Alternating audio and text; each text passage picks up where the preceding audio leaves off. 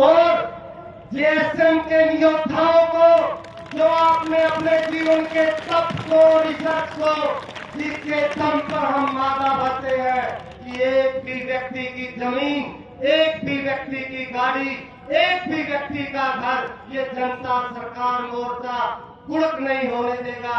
वो मादा हम भरते हैं इस व्यक्ति की तपस्या के दम पर। तो मैं आमंत्रित करता हूं वर्मा जी को कि अपने इन योद्धाओं को अपना आशीर्वाद देंगे और मार्गदर्शन करेंगे। घनश्याम वर्मा। कौन चले भाई, कौन चले? भारत माँ के लाल चले। कौन चले भाई, कौन चले? भारत माँ के लाल चले। वंदे भारत माता की इंकलाब, भारत की हुंकार है।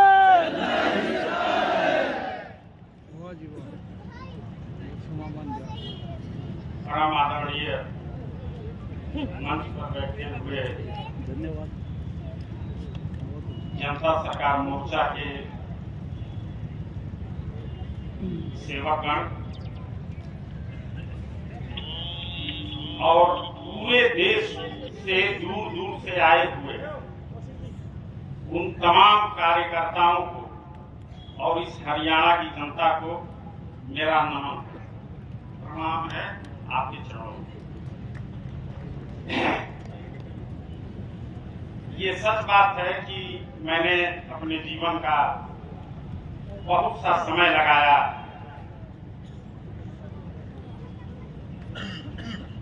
मैं क्या कहूं उस रिसर्च के बारे में। मुझे खुद आज आश्चर्य होता है अपने ही किए हुए कार्य, और मैं ये नहीं मानता हूं कि वो कार्य मैंने किया। मैं ये मान के चलता हूं कि यह कार्य उस परम पिता परमेश्वर की, ईश्वर की, वाहे गुरु की, आप चाहे उस शक्ति को जिस भी नाम से पुकारें, मुझे लगता है कि यह उसका दिया हुआ एक आशीर्वाद है। शायद मेरी मेहनत देखकर या आप लोगों की परेशानी है, वह रिसर्च का एक बहुत छोटा सा बिंदु था कि रुपया क्या है। मैं बहुत समय नहीं लूंगा, एक छोटा सा वाकया बताता हूं। आप ये मत समझना कि रुपया का मामला आपके यहां पहली बार आया, इसको आप दिमाग से निकाल दो। ये सब कुछ हम लोगों ने ये रुपये का मैटर लेकर के हम लोग 2006 में सुप्रीम कोर्ट तक गए हैं और वहां से ये मैटर वहां भी उठा हुआ है और वहां से जो हमें अनुभव मिला, जो हमें वहां से झटका मिला, जो खट्टे मीठे अनुभव हुए, उस सबको ध्यान में रखते हुए एक नए सिरे से रिसर्च शुरू हुआ। क्योंकि उस समय तक हम लोगों के पास बहुत ज्यादा दस्तावेज नहीं थे मेरे पास। और आपको अब ये जान के आश्चर्य होगा कि हमारे पास मेरे वजन बराबर दस्तावेज हैं। अब दस्तावेजों की कमी नहीं है। और ये व्यवस्था, ये दरिद्र की जो व्यवस्था है, जो हमारे देश से लक्ष्मी को ये लोग ले लिए और दरिद्र को लाके बैठा दिए। दरिद्र क्या है और लक्ष्मी क्या है आपने देखा होगा। देखिए, ये है चांदी का रुपया, ये हमारे देश में पहले चलता था और यही इसी को लक्ष्मी कहा जाता है, इसी को रुपया कहा जाता है। और आज भी कॉइनेज एक्ट 1906 के अनुसार वैध रुपया यही है। आज अगर इस रुपये को हम लोग बाजार में लेकर के जाएं तो 50 किलो गेहूं मिल जाएगा इस रुपया। और हम लोगों ने सुप्रीम कोर्ट में इसी को रखा। Justice A K. माथुर और लोकेश्वर सिंह पंता की खंडपीठ थी और उस खंडपीठ के सामने हमने 3 रुपया लेकर के रखा। 3, एक तो ये रुपया थी और 1 रुपया और है, ये है 1940 से 45 के बीच। इसमें आधा चांदी होता है और आधा मिक्स होता है। और 1 रुपया जो इस समय चल रहा है ये दरिद्र है, यही दरिद्र है, यही दरिद्र नारायण है।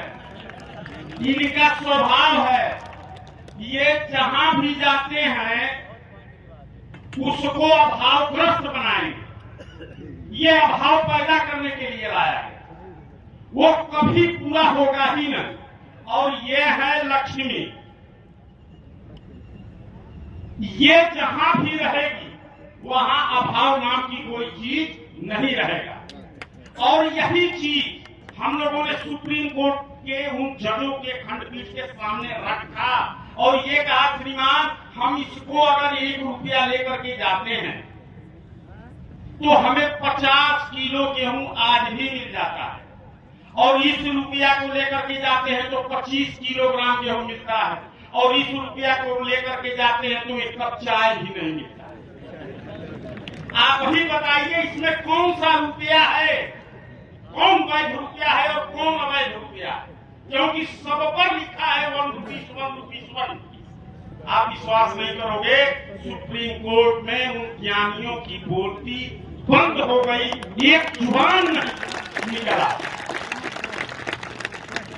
लेकिन फिर भी उस याचिका को खारिज किया गया। जज ने, जस्टिस माथुर ने कहा, आप जो कह रहे हैं बिल्कुल ठीक है, मैंने आपका पिटीशन देखा है, बिल्कुल सही है, बट एसएलपी इज डिसमिस है।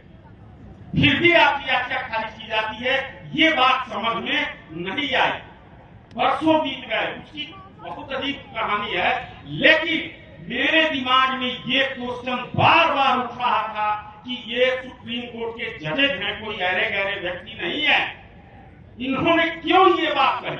मेरे ही सामने तमाम याचिकाएं खारिज किया और सीधा यस या नो में बोलते थे। लेकिन हम लोगों को बाकायदे उन्होंने ऐसे कहा कि आप जो कह रहे हैं बिल्कुल सही है, मैं आपका पिटीशन देखा हूं, बिल्कुल सही है, फिर भी आपकी याचिका खारिज की जाती है। बाद में जब रिसर्च किया गया, हमें यही बात फील हुई कि यार हम ही में कुछ न कुछ कमी है। और बाद में रिसर्च के दौरान जब दस्तावेज, क्योंकि उस समय जब हम लोग लेकर के गए थे तो हम लोगों के पास एकमात्र दस्तावेज था, एकमात्र दस्तावेज था। आज तो किलो में है, किलो में है। मेरा ख्याल है लगभग अगर सारा वजन कर दिया जाए तो कुंटल में पहुंच जाए। तो कहने का मतलब कि ये सब बिल्कुल ये प्रैक्टिकल हो चुका है। और मैं ये सब कुछ करने के बाद पूरे देश में घूमा हूं मित्रों। एक बात मैं आपको बता दूं, लेकिन मुझे कोई भी बहुत अच्छे लोग मिले, लेकिन मैंने सोचा इस खाती को मैं किसे दूं जो लेकर के पूरे देश में घूमे और मेरा साथ दे और मुझसे अपना साथ ले। और उसमें मुझे सिर्फ एक व्यक्ति मिला जिसमें मैं जो जो गुण देखना चाहता था वो लगभग बहुत कुछ मिला, और वह है डॉक्टर देवेंद्र प्रधान। भारत माता की। और मैंने देवेंद्र जी से कहा है कि देवेंद्र जी आप बिल्कुल आगे बढ़ो और मैं आपके साथ रहूंगा। मैं तमाम किसान संगठनों, इस देश के सभी किसान संगठनों, व्यापारिक संगठनों, औद्योगिक संगठनों, मैं समस्त संगठनों से एक बात आज हाथ जोड़ के प्रार्थना कर रहा हूं कि आप सब इस रुपए के मुद्दे पर एकमत हो जाइए, क्योंकि दुनिया में ऐसी लड़ाई आज तक कभी भी नहीं लड़ी गई, कभी भी नहीं लड़ी गई। और जिस दिन, सुन लो मित्रों, जिस दिन इस रुपया की लड़ाई को आप लड़ लिए तो आपकी सारी जितनी भी परेशानियां इस समय देश के अंदर चल रही हैं, बेरोजगारी की, इसकी, उसकी, शिक्षा की, सब में लगभग 75% कमी तुरंत होगा। ये आज जो महंगाई की बात की जा रही है ना, ये महंगाई कुछ नहीं, ये लूटपाट है, लूटपाट। ये अभी आप ट्रेनिंग में आइएगा तो उसमें सारी चीजें रखी जाती हैं, क्योंकि यहाँ हम उतना समय भी नहीं लगे। तो कहने का मतलब ये कि इन सब चीजों का हम शोध करके और पूरी तौर तरीका से हम तैयार हैं। और मैं देवेंद्र जी के इस प्रयास से और इनकी कर्मठता से, इनकी मेहनत से मुझे बहुत खुशी मिली है। और मित्रों, आप जितने भी कार्यकर्ता हो, मैं बता दूं, आपकी एक एक गतिविधियों पर मेरी नजर थी और मैं इतना खुश हूं कि मैं उस खुशी को शब्दों में नहीं वर्णन कर सकता। आपको बहुत बहुत बधाई।